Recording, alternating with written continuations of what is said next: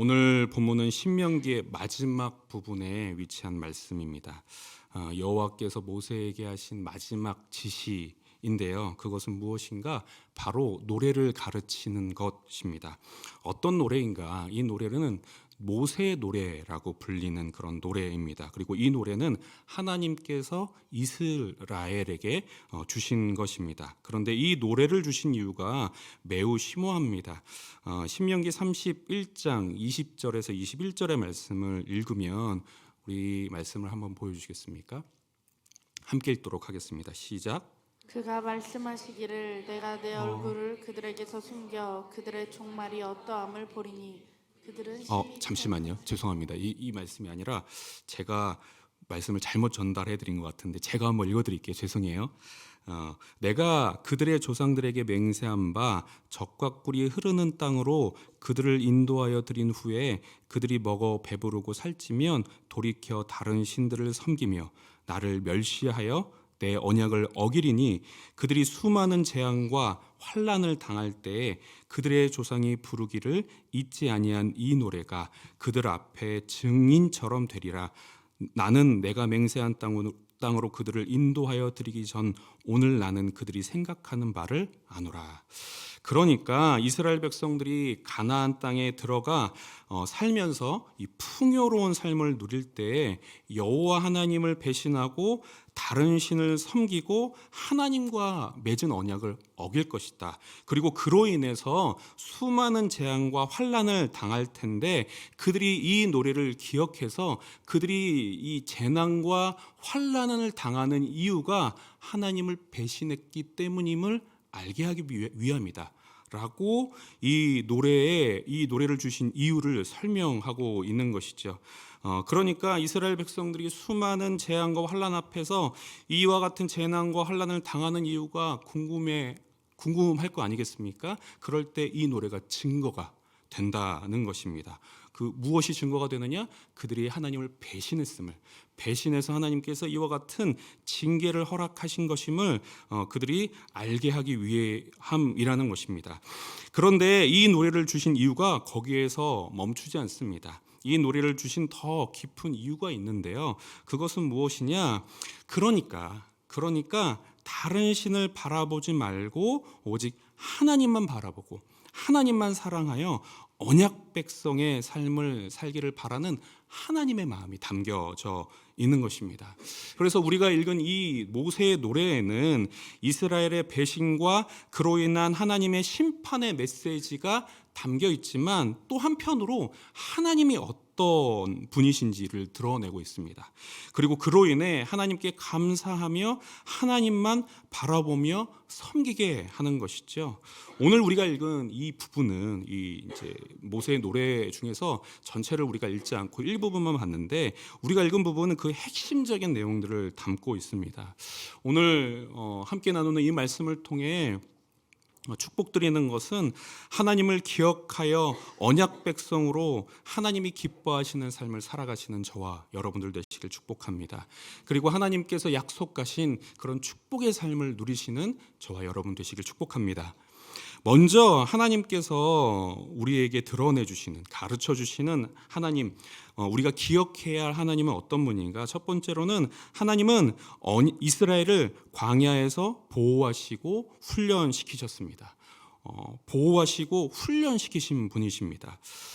먼저 32장 9절과 10절 말씀을 우리 함께 읽어보도록 하겠습니다. 함께 읽겠습니다. 시작. 여호와의 분깃은 자기 백성이라 야곱은 그가 택하신 기업이로다.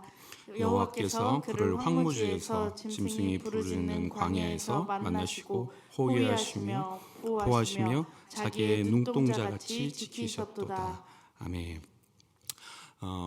하나님은 자신을 어떻게 가르치시고 계시냐? 하나님이 이스라엘에게 어떤 분이셨냐? 바로 광야에서 이스라엘을 만나시고 호위하시고 보호하시며 지키셨도다라고 가르치고 있습니다. 먼저 하나님은 이스라엘을 만나셨죠. 신의 산에서 매우 영광스럽지만 두려운 하나님을 드러내셨습니다. 그리고 그 이후에는 모세를 통해 이스라엘과 만나셨는데, 이스라엘과 만나셔서 무엇을 하셨냐? 바로 그들에게 자신을 드러내셨고 친히 언약을 맺으셔서 자신의 백성을 삼으신 것이죠. 그러니까 이 하나님과 이스라엘 백성들과의 만나면 정말 축복된, 복된 만남일 수밖에 없는 것입니다. 뿐만 아니라 하나님은 이스라엘을 호위하셨습니다. 함께 하시며 그들을 지키셨죠. 여러 가지 방식으로 이 함께 하심, 또 보호하심을 드러내셨는데, 우리가 잘 아는 것처럼 불기둥과 구름기둥으로 밤과 낮에 항상 이스라엘 백성들을 보호하셨고, 또 그들을 앞서 가시면서 이 언약궤가 하나님의 임재하심을, 함께하심을 상징하지 않습니까? 그 언약궤가 이스라엘을 앞서 가면서 이 하나님이 이스라엘을 인도하신 것이죠. 그리고 가장 중요한 성막을 통해서 이스라엘과 함께하셨습니다. 물론 우리가 알고 있는 것처럼 하나님은 어디나 계시는 분이시지만 이 한계로운 하나님을 이해함에 있어서 한계로운 이스라엘 백성들을 위해 성막을 통해서 이스라엘과 함께 하심을 드러내신 것이죠. 그리고 성경은 눈동자같이 지켜주셨다라고 가르칩니다. 이 사람이 이 눈동자를 찔릴 것 같으면 빨리 눈을 감아서 이 눈 안쪽을 보호하지 않습니까? 그래서 성경은 보호를 상징하는 비유로 이 눈동자를 자주 언급합니다. 매우 즉각적이면서도 확실한 보호를 나타내는 것이죠. 실제로 하나님은 이 이스라엘과 항상 함께 하셨으며, 그리고 그들을 모든 위험으로부터 지키셨습니다. 뿐만 아니라 하나님은 그들을 훈련시키셨습니다. 11절과 12절 말씀을 함께 읽도록 하겠습니다. 11절과 12절입니다. 시작. 마치 독수리가 자기의 보금자리를 어지럽게 하며 자기의 새끼 위에 너풀거리며 그의 날개를 펴서 새끼를 받으며 그의 날개 위에 그것을 엎는 것 같이 여호와께서 홀로 그를 인도하셨고 그와 함께한 다른 신이 없었도다. 아멘. 하나님은 마치 이 어미 독수리가 새끼를 훈련시키며 보호하시는 것처럼 이스라엘을 보살피셨죠.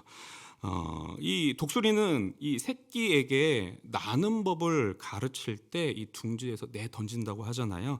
그리고 제대로 날지 못하고 땅에 추락하게 되면 이 어미가 신속히 새끼 밑으로 가서 이 자신의 등으로 새끼를 받는다는 것이죠. 그러니까 하나님은 단순히 이스라엘 백성들을 보호하신 것만이 아니라 그들을 훈련시키셨다는 것입니다.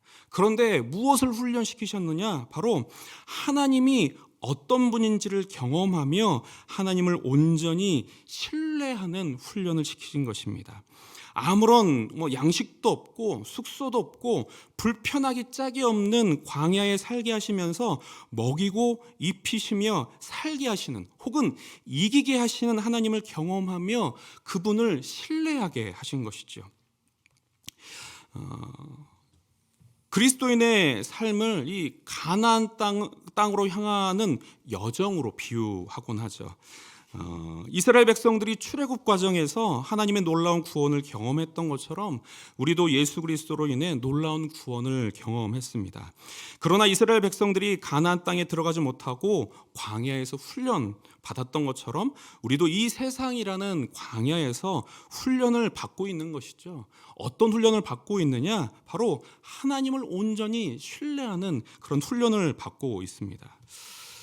사역을 하면서 잊지 못하는 순간들이 여러 가지가 있는데, 저를 좀 획기적으로 변화시키고 또 사역자로서 든든히 서게 했던 한 시기가 있었습니다. 그 시기가 언제냐면 이제 제가 처음으로 부서를 담당해서 이 1년을 쭉 이렇게 이끌어 나갔던 그런 시기인데요. 이전까지 이제 제가 섬겼던 그 교회에서는 제가 이제 행정을 담당했었습니다. 그러니까 제가 매주마다 설교를 하거나 누군가를 가르치거나 하기보다는 이제 행정을 담당했었는데, 행정의 일은 대부분 잠을 좀 안 자면 대부분 감당할 수 있습니다. 행정 일이 그렇잖아요. 그런데 이 영혼들에게 하나님의 말씀을 가르치고 또 인도하는 것은 정말 다른 일이더라고요. 그래서 그 1년 제가 그때 빼고는 한 번도 내가 사역자의 길을 가는 것이 맞는가, 하나님께서 나를 이 길로 부르셨는가를 고민해 본 적이 없는데, 그때 유일하게 1년 동안 정말 깊이 고민을 했던 시기가 바로 그 시기인데요.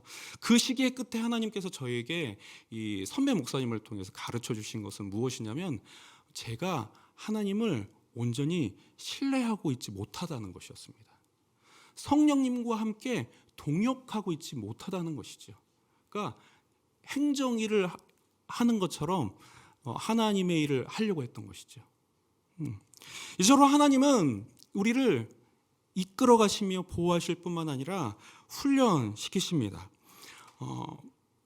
먹고 사는 문제뿐만 아니라 우리의 삶의 방식과 삶의 목적 또한 하나님을 온전히 의지하도록 우리를 끊임없이 계속해서 우리를 훈련시키시며 보호하고 계신 것이죠. 이 땅을 살아가며 하나님께서 우리를 보호하시며 이끌어가시며 훈련시키신다는 것들을 기억하시며 살아가시는 저와 여러분들 되시길 축복합니다. 두 번째로 하나님께서 자신을 드러내시는 그 모습은 무엇이냐? 바로 유일하신 하나님이심을 가르쳐 주십니다. 유일하신 하나님이심을 드러내십니다. 우리가 함께 읽은 이 본문에서 이 32장 21절인데요. 21절의 말씀을 함께 읽어보도록 하겠습니다. 시작. 그들이 하나님이 아닌 것으로 내 질투를 일으키며 허무한 것으로 내 진노를 일으켰으니 나도 백성이 아닌 자로 그들에게 시기가 나게 하며 어리석은 민족으로 그들의 분노를 일으키리로다. 아멘. 또 우리가 읽지는 않았지만 39절에 이런 말씀이 있습니다. 제가 읽겠습니다. 이제는 나 곧 내가 그인 줄 알라. 나 외에는 신이 없도다. 나는 죽이기도 하며 살리기도 하며 상하기도 하며 낫게도 하나니 내 손에서 능히 빼앗을 자가 없도다. 그러니까 하나님께서 무엇을 가르치고 계시냐면, 나만이 유일하신 참 신이다, 나만이 유일하신 하나님이다 라고 이스라엘 백성들에게 가르치고 계시는 것입니다.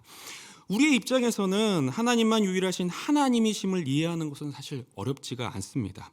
그러나 이집트에서 오랜 기간 이 노예 생활을 하던 이스라엘 백성들 입장에서는 확실히 할 필요가 있었습니다. 그들에게는 하나님만 참 신이시라는 것이 잘 이해가 되지 않을 수도 있었습니다. 왜냐하면 그들이 오랫동안 거주했던 이집트라는 나라에서 이집트 사람들은 여러 신들이 있다고 믿었기 때문이죠. 태양의 신, 또 죽음을 관장하는 신, 사망의 신, 전쟁을 관장하는 신, 여러 신들이 있다고 그들은 믿었기 때문입니다. 그렇기 때문에 만약 이스라엘 백성들에게 여호와 하나님만 참 신이심을 가르치지 못한다면 이집트인들처럼 다른 신과 함께 하나님을 섬기게 되는 큰 실수를 범하게 되는 것이죠. 사실 이후로 보면 이스라엘 백성들이 하나님과 이방신을 함께 섬겼던 경우들이 상당히 많았는데요. 그럼 하나님을 섬기며 이방신을 함께 섬기는 것이 무엇이 문제인가? 두 가지의 문제가 있습니다. 첫 번째로는 이 세상을 창조하신 창조주이시자 통치자이신 하나님을 믿지 못하게 됩니다.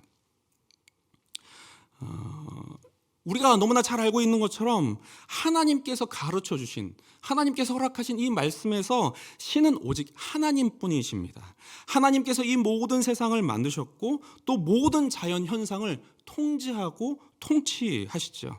그런데 아까 말씀드렸던 것처럼 이 주변 나라의 종교관은 거의 모두 다신론이었습니다. 우리가 잘 알고 있는 로마 그리스 신화에서 나오는 여러 신들처럼 이 이집트에도 여러 신들이 있었는데요. 그런데 그들에게는 아까 말씀드렸던 것처럼 주특기가 있었습니다. 그러니까 제가 군대 있을 때 기관총 사수였거든요. 기관총이 저의 주특기였는데, 이 여러 신들은 어떤 주특기가 있었냐? 어떤 신은 농업을 주관하고, 어떤 신은 축산업을 주관을 하고, 어떤 신은 생명을 주관하고, 어떤 신은 죽음을 주관하고, 또 여러 신들이 여러 자연 현상들, 사람의 삶을 주관한다고 그들은 믿었던 것이죠. 그러니까 이 하나님께서 가르쳐 주신 세상에서는 말이 안 되는 겁니다. 그래서 하나님과 이방신을 함께 섬길 때에는 자연스럽게 하나님의 능력을 제한하게 되는 것이죠. 원래 우리가 믿는 하나님께서 가르쳐 주신 하나님은 이 모든 세상을 주관하시는 하나님인데, 그들이 이방신들과 함께 하나님을 섬기게 되면 하나님의 능력이 제한되는 거죠. 왜냐하면 다른 이방신들이 이 자연의 현상들과 사람의 삶을 쪼개서 주관하고 있는 것들이 있기 때문이죠. 그런데 이 이방신을 섬기게 되면 자연스럽게 다른 신들과 함께 같은 급으로 하나님을 만들게 된다는 것입니다. 두 번째로 이방신과 하나님을 함께 섬기게 될 때 무엇이 문제가 되느냐? 바로 이방신을 섬기듯 하나님을 섬기게 된다는 것입니다. 아까 말씀드렸던 것처럼 이방신들은 주특기가 있습니다. 그런데 자신들의 필요에, 그래서 이 이방신들을 섬기는 사람들은 자신의 필요에 의해서 혹은 기호에 의해서 신을 선택하고 섬기게 된다는 것이죠. 그런데 여기서 섬긴다는 표현을 잘 이해할 필요가 있습니다. 이 사람들이 이방신을 섬기는 이유는 그들이 가지고 있는 이 주특기를 통해 무언가 얻을 것이 있기 때문이죠. 그러니까 그 신들, 농업을 주관하는 신에게는 내가 소유한 밭에 곡식과 열매가 풍성히 맺혀질 것을 바라면서 신을 섬기는 것이고요. 또 축산업을 주관하는 신에게는 내가 소유한 소와 양과 같은 가축들이 잘 자라고 많은 새끼를 낳기를 바라면서 신을 섬긴다는 것이죠. 그러니까 이처럼 이방신을 섬기는 사람들이 그 이방신을 섬기는 이유는 무엇이냐? 자신에게 필요한 무언가를 얻기 위해 섬긴다는 것이죠. 그런데 우리 하나님을 섬기는 이유는 무엇입니까? 하나님께서 우리에게 가르쳐 주신 하나님을 섬기는 이유는 무엇입니까? 하나님이 참 신이기 때문에, 그리고 그분을 어떻게 섬겨야 합니까? 온 마음과 온 뜻을 다해 사랑해야 하는 것이죠. 우리가 무언가를 얻기 위해서 하나님을 섬기는 것이 아니라, 하나님은 우리가 사랑할 만하고 우리가 경외할 만하고 우리에게 정말 큰 은혜를 주신 분이기 때문에 그 은혜에 감사하여 하나님을 순수하게 사랑하여 섬겨야 하는 것이죠. 그런데 이방신과 여호와를 함께 섬길 때에는 아까 말씀드렸던 것처럼 이 하나님의 능력을 제한할 뿐만 아니라 이방신을 섬기는 것처럼 하나님을 섬기게 된다는 것입니다. 하나님 앞에 무엇을 얻기 위해서, 하나님이 무엇을 주시는 분이기 때문에 무언가를 얻기 위해서 그분을 섬긴다는 것이죠. 이스라엘의 역사에서 이런 예를 찾아볼 수가 있습니다. 이 사무엘이 이스라엘의 사사가 되기 전에 이스라엘이 마주한 전쟁에서 수세에 몰릴 때 하나님의 언약궤를 급히 가져온 때가 있었습니다. 그리고 그 모습을 본 적군들도 이 여호와 하나님의 소문을 알고 있었기 때문에 우리가 죽게 되었구나 생각을 했죠. 그런데 그 전쟁에서 어떻게 됐습니까? 그 전쟁에서 이스라엘 백성들은 패하게 됐습니다. 패하게 됐을 뿐만 아니라 그들이 가지고 온 언약궤 또한 뺏기게 됐죠. 이것은 바로 하나님께서 하신 것인데 왜 그렇게 하셨느냐? 바로 이스라엘 백성들이 하나님을 이용했기 때문에, 하나님을 사랑하고 경외할 뿐만 아니라 하나님의 지혜로우시고 능력 있음을 신뢰하기 때문에 언약궤를 가져온 것이 아니라 우리가 지금 전쟁에서 지고 있네? 역사를 살펴봤더니 언약궤가 함께 있을 때는 전쟁에서 이겼으니까 그 언약궤 가져와야겠다 라고 생각했던 것이죠. 아까 말씀드렸던 것처럼 이 이스라엘 역사에서 단 한 번도 이 이스라엘 백성들은 하나님을 섬기지 않았던 적이 없었습니다. 하나님과 함께 다른 신을 섬겼던 적이 있을 뿐입니다. 이 하나님의 자녀가 된 우리가 경계해야 하는 것이 바로 이것입니다. 하나님을 섬기지 않는 것이 아니라 하나님과 함께 다른 것을 섬기는 것이죠. 왜 그렇습니까? 하나님의 능력을 우리가 온전히 신뢰하지 못할 뿐만 아니라 세상을 섬기는 것처럼 하나님을 이용하는 크나큰 실수를 범할 수 있기 때문입니다. 기억하시기 바랍니다. 우리가 섬기는 하나님은 참 신이십니다. 참된 지혜를 가지고 계신 분일 뿐만 아니라 우리에게 참된 만족을 주실 수 있는 분이십니다. 참된 능력을 가지고 계신 분이십니다. 우리의 삶을 인도하실 분은 오직 하나님뿐이십니다. 유일하신 하나님을 믿고 살아가시는 저와 여러분들 되시길 축복합니다. 뿐만 아니라 마지막으로 하나님께서 이 자신을 드러내시는데 어떤 하나님을 드러내시냐? 바로 이스라엘에게 질투하시는 하나님을 드러내십니다. 신명기 32장 16절의 말씀을 우리 다 같이 한번 읽어보도록 하겠습니다. 시작. 그들이 다른 신으로 그의 질투를 일으키며 가증한 것으로 그의 진노를 격발하였도다. 또 21절의 말씀을 이어서 한번 읽어보겠는데요. 함께 읽겠습니다. 그들이 하나님이 아닌 것으로 내 질투를 일으키며 허무한 것으로 내 진노를 일으켰으니 나도 백성이 아닌 자로 그들에게 시기가 나게 하며 어리석은 민족으로 그들의 분노를 일으키리로다. 아멘. 여기서 이 질투라고 하는 단어는 히브리어로 카나 혹은 칸나라고 이제 발음하는 단어인데요. 이 단어는 시기라는 것에 열정이 더해진 감정을 뜻합니다. 이 단어의 어원이 되는 동사는 얼굴이 빨갛게 달아오르다라는 뜻을 가지고 있는데요. 이 사랑과 분노, 질투처럼 불같은 이 열정과 관련된 그런 개념들입니다. 그래서 그 성경에서 이런 경우에 사용이 됐습니다. 이삭이 양과 소가 많아서 블레셋 사람이 시기하였다라고 했을 때 그 시기라는 단어가 바로 이 단어고요. 또 라헬이 자녀를 낳지 못해서 시기하였다라고 했을 때 이 단어가 바로 이 시기라는 단어입니다.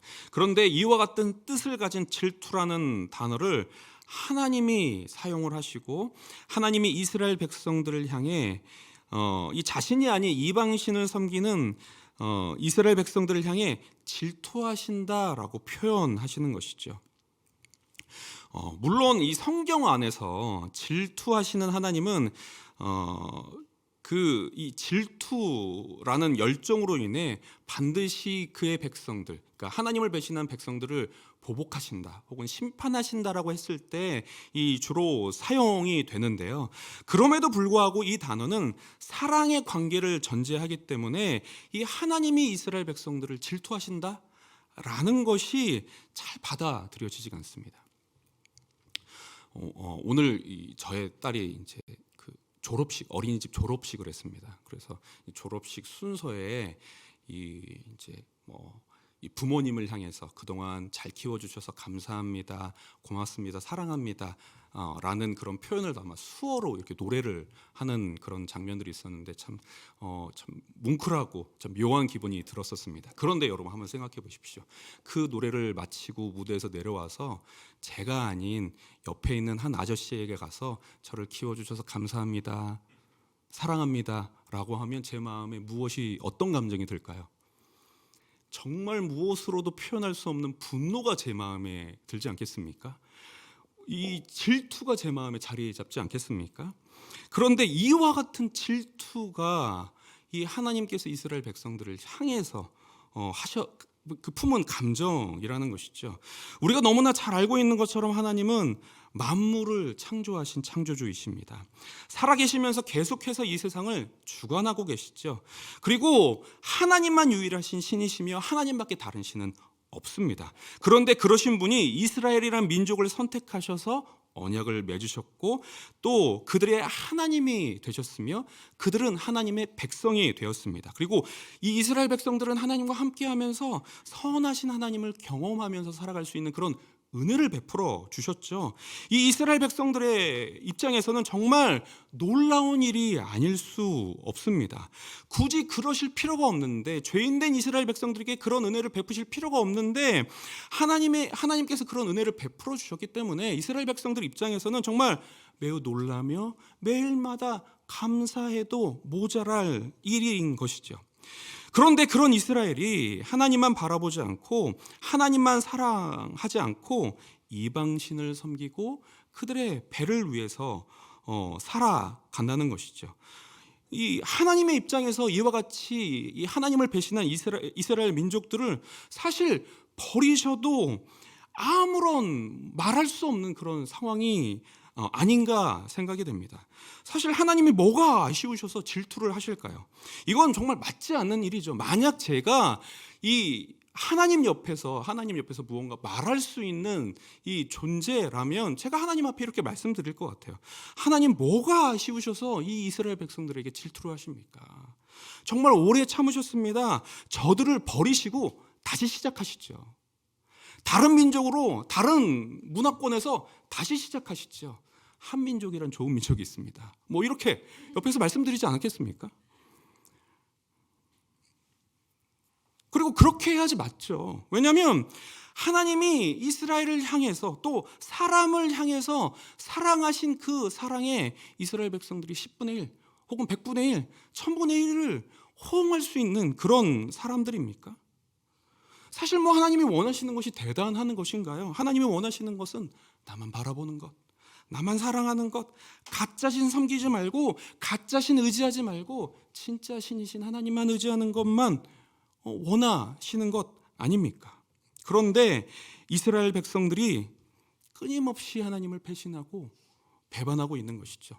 또 우리 하나님은 시간을 만드시고 시간을 초월하신 분이셔서 이전에 이스라엘 백성들이 배신한 것을 기억하실 뿐만 아니라 이후에 이스라엘 백성들이 배신할 것을 알고 계신 것이죠. 하나님은 왜 그런 이스라엘을 선택하셨는가? 하나님은 왜 그런 우리를 선택하셨는가? 여러분 이유를 아십니까? 모릅니다. 알 수 없습니다. 하나님께서 이스라엘을 선택하신 이유, 끊임없이 하나님을 배신하는 이스라엘을 선택하신 이유, 별반 다르지 않은 우리를 선택하신 이유를 우리는 모릅니다. 그 답은 신비의 영역이죠. 오직 하나님만 아십니다. 그저 우리는 구원하신 그 은혜에 감사하며 살아갈 수밖에 없는 것이죠. 그 하나님의 은혜에 감사하며 노래하며 고백할 수밖에 없는 것입니다. 그런데 하나님은 왜 이런 이스라엘을 포기하지 않으시고 오히려 이런 노래를 부르게 하실까?